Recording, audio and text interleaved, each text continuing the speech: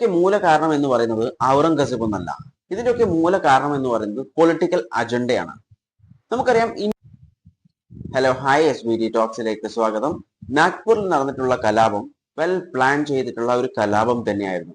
എന്നാൽ അത് ഇന്നും ഇന്നലെയും തുടങ്ങിയിട്ടുള്ള പ്ലാനിംഗ് അല്ല. 2022 തുടങ്ങിയ പ്ലാനിംഗ് ആണ്. കാരണം 2022 ഔറംഗസേബ് നേരെയുള്ള അലിഗേഷൻസ് വരുന്നത്. മെയിൻ അലിഗേഷൻസ് എന്ന് പറയുന്നത് ഹിന്ദുസിനെ കൊല്ലുകയും അമ്പലങ്ങൾ തകർക്കുകയും ചെയ്തു എന്നാണ് ഔറംഗസേബിന് നേരെയുള്ള അലിഗേഷൻസ്. അതുകൊണ്ട് തന്നെ ഔറംഗസേബിന്റെ ശവകുടീരം ഇവിടെ വേണ്ട, ഇന്ത്യയിൽ വേണ്ട എന്നും അത് പൊളിച്ചു നീക്കണം എന്നും പറഞ്ഞിട്ട് ഒരുപാട് ഓർഗനൈസേഷൻസ്, മെയിൻലി അതിനെ ബാക്കിംഗ് ചെയ്യുന്നത് BJPയും അതുപോലെ RSS ഒക്കെയാണ്, പിന്നെ മറ്റു ഓർഗനൈസേഷൻസ് ഒക്കെ. ഇവരൊക്കെയാണ് ഈ ഒരു അലിഗേഷൻസ് കൊണ്ടുവന്നിട്ടുണ്ടായിരുന്നത്. എന്നാൽ 2022 തന്നെ നമ്മളുടെ പ്രധാനമന്ത്രി ഈ ഒരു കാര്യം ശരിവെക്കുകയും ചെയ്തു. ഒരു മീറ്റിംഗിന്റെ ഇടയിൽ നമ്മുടെ പ്രധാനമന്ത്രി പറയുകയുണ്ടായിരുന്നു ഔറംഗസേബ് എന്ന് പറയുന്നത് ഒരു ബ്രൂട്ടൽ ആയിട്ടുള്ള മനുഷ്യനാണെന്ന്. പക്ഷെ ഒരു പ്രധാനമന്ത്രിയും ഈ ഒരു കാര്യം പറയാൻ പാടില്ലായിരുന്നു. കാരണം എന്ന് പറയുന്നത് ഒരു കമ്മ്യൂണൽ ടെൻഷൻ വരുന്ന ഒരു കാര്യമാണെങ്കിൽ ഒരിക്കലും ആ ഒരു കാര്യം അദ്ദേഹം പറയാൻ പാടില്ലായിരുന്നു. എന്നാൽ അതും കൂടി പറഞ്ഞപ്പോൾ ആളുകൾക്ക് കുറച്ചും കൂടി ഇൻട്രസ്റ്റ് ആയി ആ ഒരു കാര്യത്തിൽ. പിന്നെ 2022 മുതൽ ഇതുവരെ 2025 വരെ ഓരോ പോസ്റ്റേഴ്സും കാര്യങ്ങളൊക്കെ ആയിട്ട് ടെൻഷൻസ് അധികരിച്ചു വന്നു. മെയിൻലി അവരുടെ കാര്യം എന്ന് പറയുന്നത്, അവരുടെ ഡിമാൻഡ് എന്ന് പറയുന്നത് ഔറംഗസേബിന്റെ ശവകുടീരം പൊളിച്ചു നീക്കുക എന്നുള്ളതായിരുന്നു. ഇപ്പൊ റീസെന്റ് ഒരു മൂവി റിലീസ് ചെയ്തിട്ടുണ്ടായിരുന്നു. അതിൽ ഔറംഗസേബിന്റെ ബ്രൂട്ടാലിറ്റി കുറച്ചും കൂടി എക്സ്പ്രസ് ചെയ്യുന്ന രീതിയിലാണ് ആ മൂവി എടുത്തിട്ടുള്ളത്. അതും ഈ ഒരു ടെൻഷൻ വർദ്ധിക്കാനുള്ള കാരണമായി. ഇപ്പോൾ ഈ ഒരു കലാപം ഉണ്ടാവാനുള്ള ഒരു സ്പാർക്ക് എന്ന് പറയുന്നത് ഈ ഒരു വീഡിയോ കണ്ടു നോക്കും.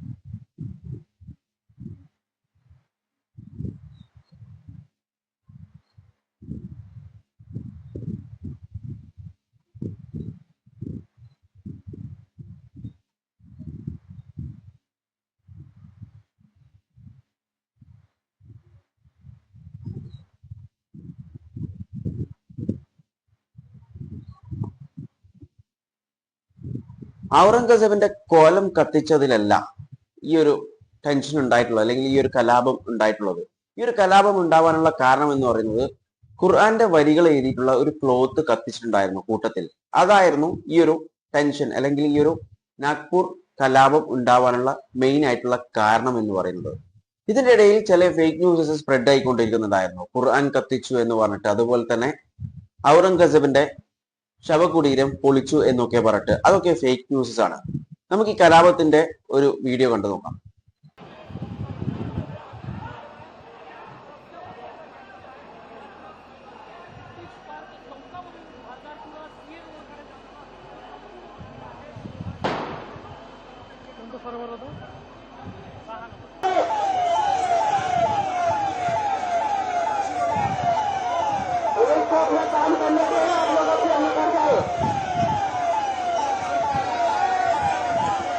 അതുപോലെ തന്നെയാണ് ഈ കലാപം തുടങ്ങി കുറച്ചു കഴിഞ്ഞപ്പോൾ പോലീസ് അവകാശപ്പെട്ടിട്ടുണ്ടായിരുന്നു സിറ്റുവേഷൻ അണ്ടർ കൺട്രോൾ ആണെന്നുള്ളൊരു കാര്യം. എന്നാൽ ആ സമയത്തും ന്യൂസ് മീഡിയ ഒക്കെ പറയുന്ന ഒരു കാര്യം എന്ന് പറയുന്നത് അപ്പോഴും അത് കൺട്രോൾഡ് അല്ല എന്നൊരു കാര്യമാണ്. ഇപ്പൊ അവിടെ കർഫ്യൂ പ്രഖ്യാപിച്ചിട്ടുണ്ട് ആൻഡ് ഇപ്പോൾ സിറ്റുവേഷൻസ് കൺട്രോളിലാണ്. ഇതിന്റെയൊക്കെ മൂല കാരണം എന്ന് പറയുന്നത് ഔറംഗസേബ് എന്നല്ല. ഇതിന്റെയൊക്കെ മൂല കാരണം എന്ന് പറയുന്നത് പൊളിറ്റിക്കൽ അജണ്ടയാണ്. നമുക്കറിയാം, ഇന്ത്യ ഒരുപാട് പ്രോബ്ലംസ് ഫേസ് ചെയ്തുകൊണ്ടിരിക്കുകയാണ്. പ്രധാനമായും ഇൻഫ്ലേഷൻ, പണപ്പെരുപ്പം, സാധനങ്ങളുടെ വിലയൊക്കെ ദിവസം കഴിയുന്നതിനെ അധികരിച്ചു വരികയാണ്. തീ പിടിച്ച വില എന്നൊക്കെ പറയുന്നത് പോലെയാണ് സാധനങ്ങളുടെ വില. അതുകൊണ്ട് തന്നെ സാധാരണക്കാരൻക്ക് സാധനങ്ങൾ വാങ്ങിക്കാൻ പറ്റാത്ത അവസ്ഥ ആയിക്കൊണ്ടിരിക്കുകയാണ്. അതുപോലെ തന്നെ വേറൊരു പ്രശ്നമാണ് അൺഎംപ്ലോയ്മെന്റ്, ജോലി ഇല്ലായ്മ എന്ന് പറയുന്നത്. ആളുകളൊക്കെ ജോലി കിട്ടാൻ വേണ്ടി നെട്ടോട്ടം ഓടിക്കൊണ്ടിരിക്കുകയാണ്. ഇനി ജോലി ഉണ്ടെങ്കിൽ തന്നെ സാലറി ഒക്കെ വളരെ കുറവാണ്. ആ ഒരു പ്രശ്നം ഒരു ഭാഗത്തും. പിന്നെ നമ്മളുടെ റുപ്പീസ്, നമ്മളുടെ കറൻസിയുടെ മൂല്യം കുറഞ്ഞു വരുന്നത്, അതും ഒരു പ്രശ്നമാണ്. പോവേർട്ടി, അങ്ങനെയുള്ള ഒരുപാട് പ്രശ്നങ്ങൾ ഇന്ത്യ ഫേസ് ചെയ്തുകൊണ്ടിരിക്കുന്നുണ്ട്. ഇതിൽ നിന്നൊക്കെ ആളുകളുടെ ശ്രദ്ധ തിരിക്കണം. നമുക്കറിയാം ഹെയ്റ്റ് സ്പീച്ച് എന്താണെന്നുള്ളൊരു കാര്യം. 2014 ശേഷമാണ് ഹെയ്റ്റ് സ്പീച്ച് അധികരിക്കാൻ തുടങ്ങിയിട്ടുണ്ടായിരുന്നത്. എന്നാൽ ഒരു സ്പൈക്ക് ഉണ്ടായിട്ടുള്ളത് 2020 ശേഷമാണ്. കാരണം ഈ ഒരു ടൈം പീരീഡിൽ ഹെയ്റ്റ് സ്പീച്ച് പറഞ്ഞവർക്കെതിരെ കേസ് എടുക്കാതിരിക്കുകയും അവരെ ശിക്ഷിക്കാതിരിക്കുകയും ഒക്കെ ചെയ്തതിന് ശേഷം അതൊരു പ്രചോദനമായി ഉൾക്കൊണ്ട് 2020 ശേഷം ഹെയ്റ്റ് സ്പീച്ചിന്റെ നമ്പറിൽ ഭയങ്കരമായിട്ടുള്ള ഒരു വർധനവ് ഉണ്ടായിട്ടുണ്ടായിരുന്നു. സ്റ്റിൽ ഹെയ്റ്റ് സ്പീച്ച് നടന്നുകൊണ്ടിരിക്കുന്നുണ്ട്, പക്ഷെങ്കിൽ അതിന്റെ പേരിൽ കേസസ് എടുക്കുന്നില്ല. അതൊക്കെ എല്ലാവർക്കും നല്ലൊരു എൻകറേജ്മെന്റ് ആണ്. എന്ത് പറഞ്ഞു കഴിഞ്ഞാലും കേസ് എടുക്കില്ല എന്നൊരു കാര്യം. അതുകൊണ്ട് തന്നെ ഹെയ്റ്റ് സ്പീച്ച് അധികരിച്ചു വരുന്നുണ്ട്. അതിന്റെ ഭാഗമാണ് ഇതും. നമുക്കറിയാം ഏറ്റവും പെട്ടെന്ന് തന്നെ കത്തിപ്പടരുന്ന ഒരു കാര്യം എന്ന് പറയുന്നത് മതത്തിനെ കുറിച്ച് എന്തെങ്കിലും പറഞ്ഞാലാണ്. ഒരു മതത്തെ കുറിച്ച് എന്തെങ്കിലും പറഞ്ഞു കഴിഞ്ഞാൽ അത് വേറെ എന്തിനേക്കാളും കൂടുതലായിട്ട് എഫക്ട് ചെയ്യുകയും ചെയ്യും സൊസൈറ്റിയിലും ജനങ്ങളിലും. അതുകൊണ്ടാണ് ഈ ഒരു റിലീജിയസ് ആയിട്ടുള്ള കാര്യങ്ങൾ, മതപരമായിട്ടുള്ള കാര്യങ്ങളിലേക്ക് ഫോക്കസ് ചെയ്തിട്ട് പ്രശ്നങ്ങൾ ക്രിയേറ്റ് ചെയ്തുകൊണ്ടിരിക്കുന്നത്. ഇപ്പോൾ പ്രശ്നം ഉണ്ടാക്കിയ ആളുകൾ തന്നെ പറയുന്നുണ്ട്, നമ്മൾ പ്രശ്നം ഉണ്ടാക്കിയിട്ടുള്ളത് ഈ ഒരു ഔറംഗസേബിന്റെ കോലം കത്തിച്ചതിനല്ല, അതിന്റെ കൂടെ ഒരു ക്ലോത്ത് ഉണ്ടായിട്ടുണ്ടായിരുന്നു. ആ ക്ലോത്തിൽ ഖുർആനിലെ ഏതാനും വരികൾ എഴുതിയിട്ടുണ്ടായിരുന്നു. അതിന്റെ പേരിലാണ് ഇപ്പോഴത്തെ പ്രശ്നം നടന്നിട്ടുള്ളത്. നമുക്കറിയാം ഇവിടെ റൈറ്റ് ടു എഡ്യൂക്കേഷൻ വന്നതോടുകൂടി ഒരുപാട് പേര്, അല്ലെങ്കിൽ എഡ്യൂക്കേഷൻ റൈറ്റ് കൂടി കൂടി അധികരിച്ചു വരുന്നുണ്ട്. എന്നാൽ ക്വാളിറ്റി ഓഫ് എഡ്യൂക്കേഷൻ അത് ഉണ്ടാവുന്നില്ല. റൈറ്റ് ടു എഡ്യൂക്കേഷൻ വെച്ചിട്ട്, അതായത് പഠിത്തം കൊടുക്കുന്നുണ്ടോ, എഡ്യൂക്കേഷൻ കൊടുക്കുന്നുണ്ടോ? കൊടുക്കുന്നുണ്ട്.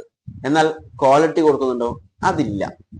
അത് മഹാരാഷ്ട്രന്റെ കേസ് എടുത്താൽ തന്നെ നമുക്ക് മനസ്സിലാവുന്ന ഒരു കാര്യമാണ്. റീസെന്റ് അവരെടുത്ത ഒരു തീരുമാനമാണ്.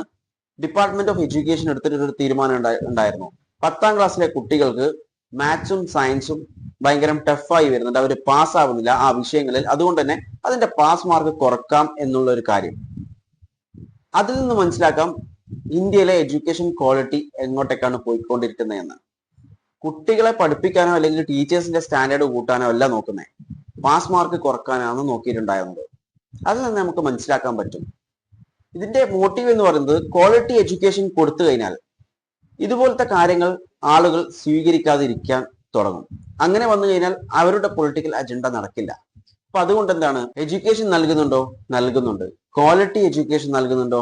നൽകുന്നില്ല. കാരണം ക്വാളിറ്റി എഡ്യൂക്കേഷൻ നൽകി കഴിഞ്ഞാൽ 300 വർഷം മുൻപ് മരണപ്പെട്ടുള്ള ഔറംഗസേബിന്റെ പ്രശ്നം ഇപ്പോൾ എന്തിനാണ് എടുത്തിട്ടുള്ളത്, അല്ലെങ്കിൽ അതൊരു പ്രശ്നമാക്കി ഇപ്പോൾ എന്തിനാണ് കാണിക്കുന്നത് എന്നൊരു ചോദ്യം ആളുകൾ ചോദിക്കും. അപ്പോൾ അത് ചോദിക്കാൻ പാടില്ല. അത് മാത്രമല്ല, ഇപ്പോൾ കറന്റ് ഇന്ത്യ ഫേസ് ചെയ്യുന്ന ഇഷ്യൂസ്, ഇൻഫ്ലേഷൻ ആവട്ടെ, അൺഎംപ്ലോയ്മെന്റ് ആവട്ടെ, പോവേർട്ടി ആവട്ടെ, ഇതിനെക്കുറിച്ചൊക്കെ ആളുകൾ ചോദ്യം ചെയ്യാൻ തുടങ്ങും. ആ ചോദ്യം ചെയ്തു കഴിഞ്ഞാൽ എല്ലാ കാര്യങ്ങളും പൊളിയാൻ തുടങ്ങും. അതുകൊണ്ട് തന്നെ ക്വാളിറ്റി എഡ്യൂക്കേഷൻ നൽകില്ല, അല്ലെങ്കിൽ നൽകാൻ പാടില്ല. ഇതിനെക്കുറിച്ച് നിങ്ങളുടെ അഭിപ്രായങ്ങൾ കോമെന്റ് ചെയ്യുക. വീഡിയോ ഇഷ്ടപ്പെട്ടിട്ടുണ്ടെങ്കിൽ ലൈക്ക് ചെയ്യുക. ഇൻഫോർമേറ്റീവ് ആയി തോന്നിക്കഴിഞ്ഞാൽ മറ്റുള്ളവരിലേക്ക് ഷെയർ ചെയ്യാൻ മറക്കല്ലേ. And thanks for watching me and stay tune for another video. Okay, thank you.